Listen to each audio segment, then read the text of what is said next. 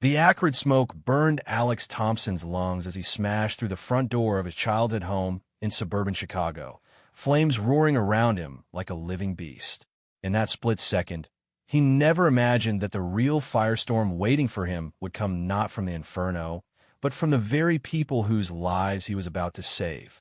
His phone had lit up 20 minutes earlier while he lay tangled in sheets with Jordan at their downtown apartment. "Alex, the house is on fire." Emily's voice cracked through the speaker, terrified. He didn't hesitate. He threw on jeans and a hoodie, kissed Jordan quickly, and sped the 30 miles west in his old Civic, heart hammering louder than the engine.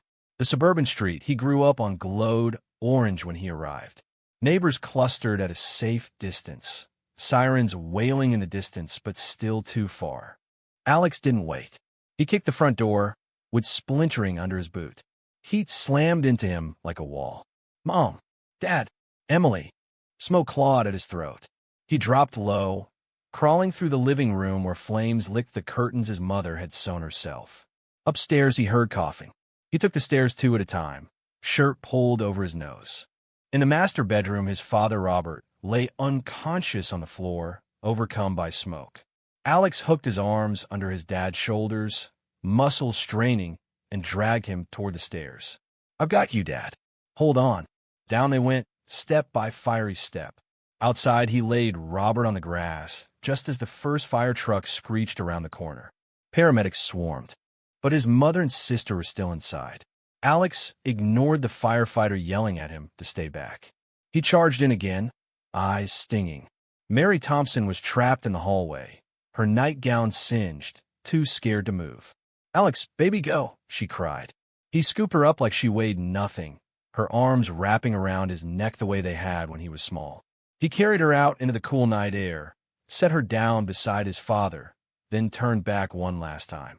Emily appeared at the top of the stairs, face blackened, coughing violently.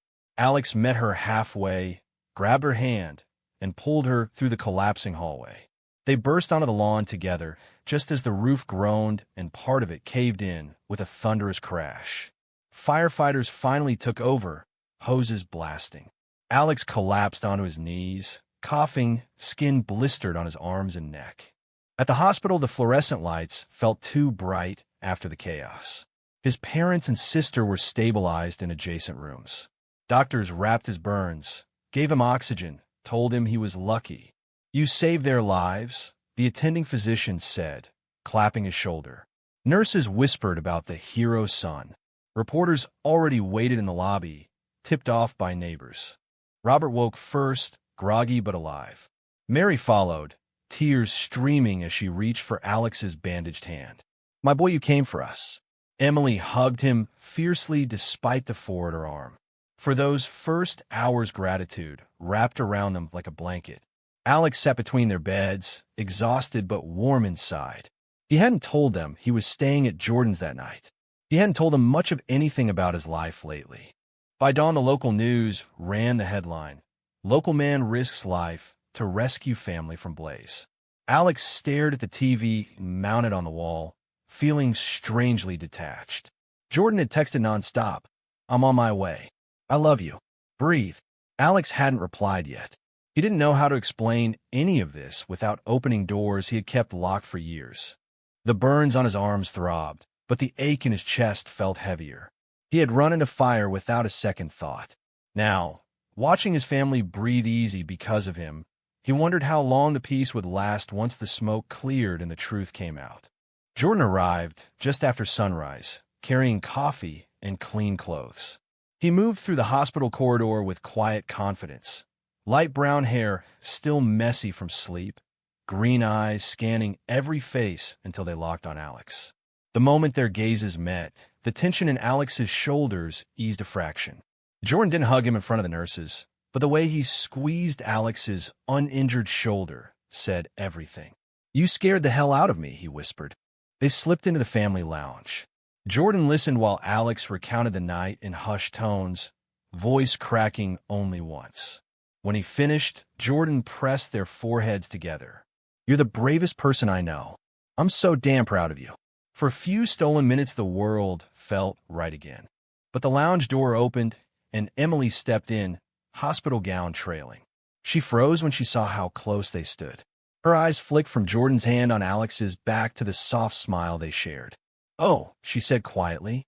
"I didn't realize you had company." Alex introduced them quickly. "Emily, this is Jordan. My friend." The word tasted wrong, but he wasn't ready. Emily smiled politely, yet something shifted behind her eyes. She asked Jordan what he did for a living. High school history teacher, and nodded at the answers, but the easy warmth from earlier had cooled. Back in the room, Robert was sitting up, oxygen mask off. "Son, you're all over the news. They want to interview you." Mary beamed, squeezing Alex's hand. "Our hero."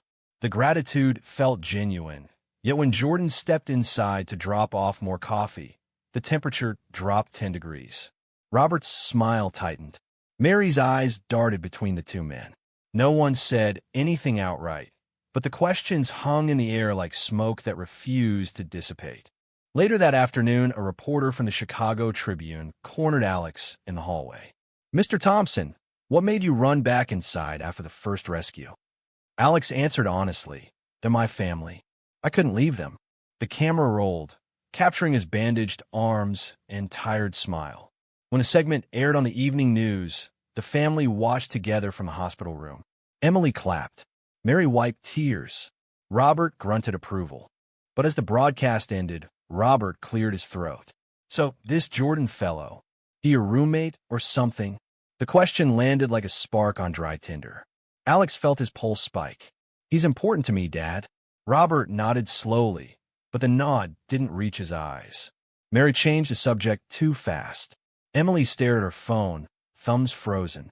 That night, Alex sat alone in the dim room while his family slept. Jordan had gone home at their request. "Give your folks space to rest," Robert had said.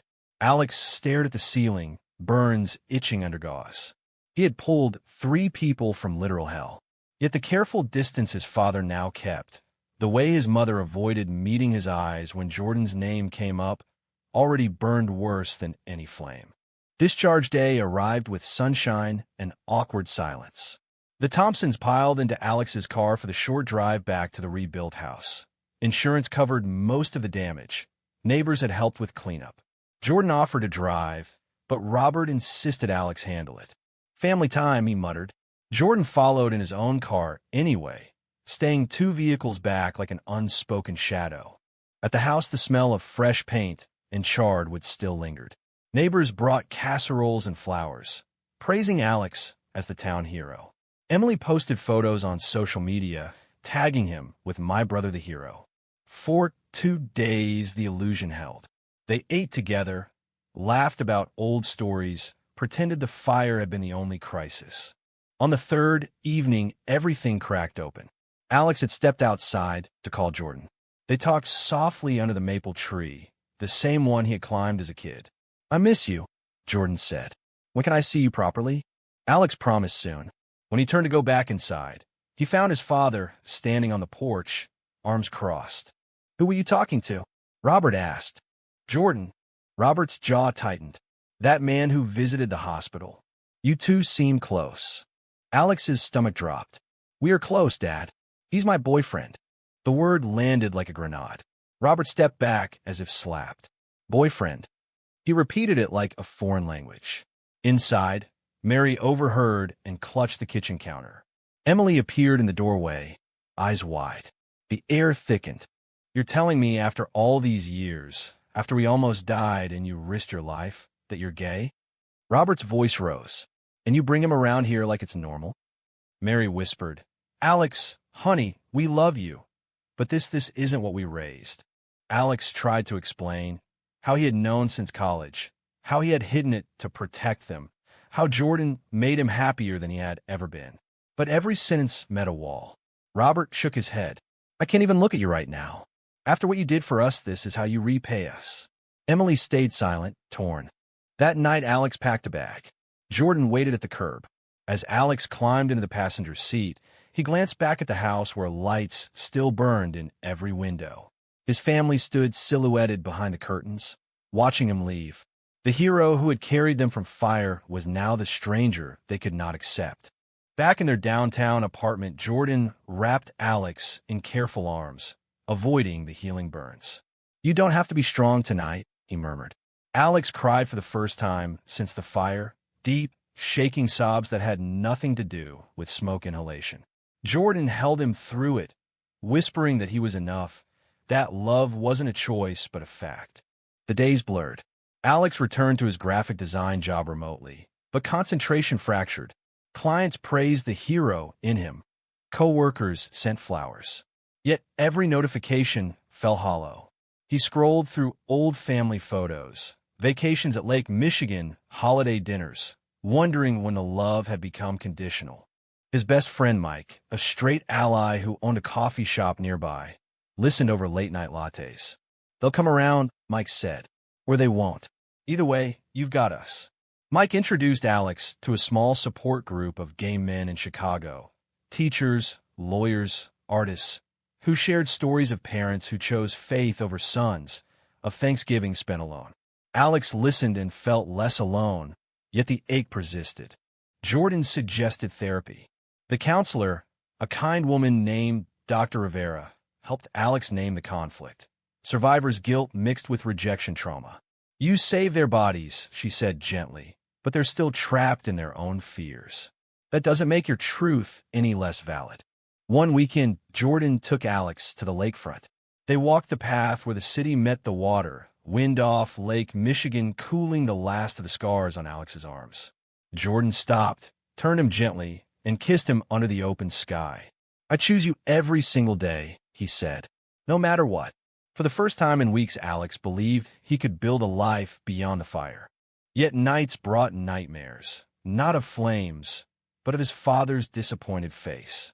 He woke, gasping, Jordan's hand steady on his back.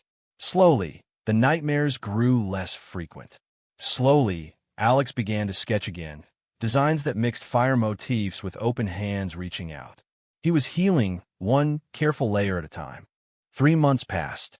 The scars on Alex's arms faded to thin white lines, badges he no longer hid under long sleeves. Work promoted him to senior designer after a campaign featuring diverse families went viral. He and Jordan moved into a brighter apartment with a balcony overlooking the river. Life felt possible again. Then Emily called. "Mom's been asking about you," she said softly. "Dad, too, in his own way. The house is finished.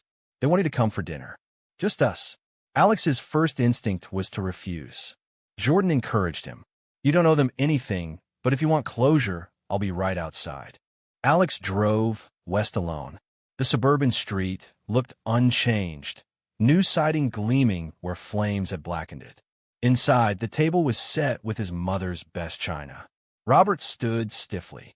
Mary hugged him too tightly. Emily smiled with nervous hope. Conversation stayed surface level at first. Weather, the new roof, Alex's job. Then Robert cleared his throat. "We saw that article about you and him." Jordan's name still wouldn't come. "You're still with that man?" Alex set his fork down. "His name is Jordan. And yes, he's the best thing that ever happened to me." Silence stretched. Mary dabbed her eyes. "We're trying, Alex. But the church, the neighbors, it's hard." Robert added, "We almost lost everything that night. We thought we'd lost you too when you walked out." The old anger surged. "You didn't lose me because of the fire," Alex said quietly. "You lost me because you chose comfort over your son." He stood, chair scraping. "I ran into that house because I loved you. I still do. But I won't apologize for loving him too." He left before dessert. Outside, Jordan waited in the car exactly as promised. Alex slid into the passenger seat and for the first time felt lighter. He had spoken his truth without begging. The drive back to the city felt like crossing a bridge he had built himself. A year later, Alex stood on a small stage at the annual Pride Festival in Grant Park. The crowd stretched under bright Chicago sun, rainbow flags snapping in the breeze. He had agreed to speak only after months of gentle nudging from Jordan and the support group. His hands shook holding the microphone, but his voice stayed steady. "I used to think heroism meant running into burning buildings," he told them, "and it does. But real courage is walking out of the fire that society builds around who you are and still choosing to love openly." He spoke about the night that changed everything, about the scars no one could see, about the man who had stood beside him through it all. Jordan watched from the front row, eyes shining. Afterward, families approached, parents reconciling with gay children, young men still hiding. Alex listened, hugged, gave out the support group cards. His own parents had not called since that dinner, but Emily texted occasionally with cautious updates. The door was cracked, not slammed. Maybe one day it would open wider. Maybe not. Alex had stopped waiting. That evening, he and Jordan cooked dinner on their balcony. City lights glittered below. Jordan raised a glass to the man who ran in a fire and came out stronger. Alex clinked his glass, smiling.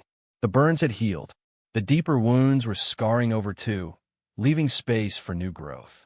He had learned that love could be both the rescue and the reason to keep walking forward. True or false? Family love should always outweigh personal identity, even when prejudice demands silence.